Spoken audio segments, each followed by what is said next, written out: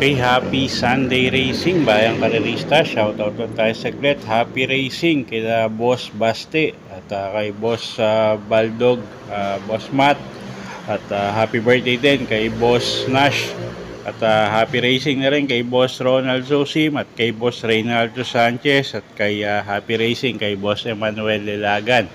Pagbate galing kay Jose Pabillar. Okay, so Sunday racing tayo. Usual Sunday afternoon racing. At 7 karera nga. Start time alas 2 ng hapon. Meron tayong highlight race, yung Japan Cup sa race 2. Simulan na natin yung mga giya natin. Race number 1 tayo. Start ng winner take all. Class 5, 6 to 10 bracket. Distansya 1,400 meters. Okay, first choice natin dito yung kalahok numero 2 na si Swakto Power Duo. JB Hernandez yung re-renda dyan. At gumaang nga yung laban niya, no? At JB Hernandez yung re-renda dyan. So, first choice natin numero 2, Swakto Power Duo.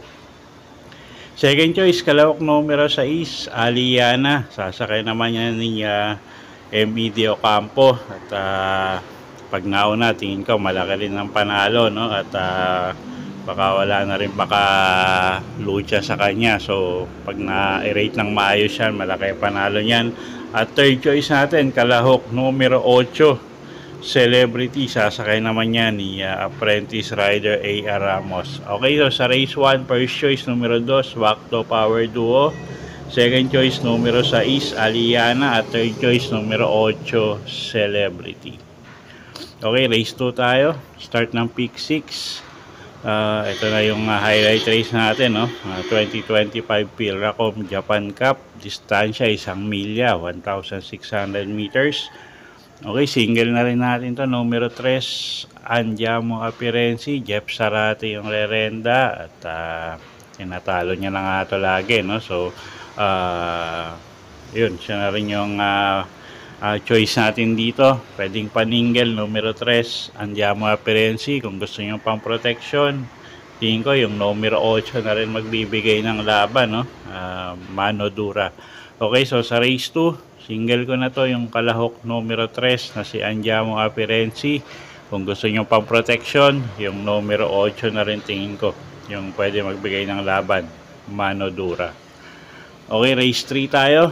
Start ng peak 5, class 4, 22 to 27 bracket. Distansya 1,400 meters. First choice na rin natin dito yung numero 3 na si Basket of Gold. John Paul Guse yung sasakay dyan. Medyo magaang yung laban niya ngayon. At gamay naman ni John Paul Guse ito. So, siya na rin yung first choice nga natin. Second choice, kalahok numero 5 na si Club Habana. Kelvin Biabobo naman yung sasakay dyan. At gamay din ng hineti ito. At tingin ko pa-aumento na rin si Caballo, no? So sa race number 3, first choice nga natin, kalahok numero 3 na si Basket of Gold. At second choice, kalahok numero 5, Club Habana. Okay, race 4 tayo. Start ng peak 4. Class 5, 6 to 10 bracket. Distansya 1,400 meters. Okay, anybody's race to. First choice natin dito, kalahok numero 7, Flamenco Dust. RC Baldonido yung sasakay dyan. Medyo napakainam nung itinakbo nito, no? Last run niya. At bandera nga to hanggang home stretch. At medyo maganda pa yung post position niya ngayon. So first choice natin yan, numero 7, Flamenco Dust. Second choice, kalahok numero 1, Mount Amandiwing. Sasakay naman ni JM Estorque. At isang deremating kabayo. At third choice natin yung kalahok numero 4 na si Great Angie. Ryan Base naman yung sasakay dyan. Okay, so sa race 4, first choice nga numero 7, Flamenco Dust. Second choice, kalahok numero 1, Mount Amandiwing. At third choice, numero 4, Great Angie. Okay, race 5 tayo, class 5, 11 to 15 bracket. Distansya 1,400 meters. Okay, first choice, kalahok numero 1 na rin si Karing Melody. At napakababa ng laban niya ngayon. At Berjomel Galieta yung sasakay dyan. So, siya na rin yung first choice nga natin dito, no? Numero 1, Karing Melody.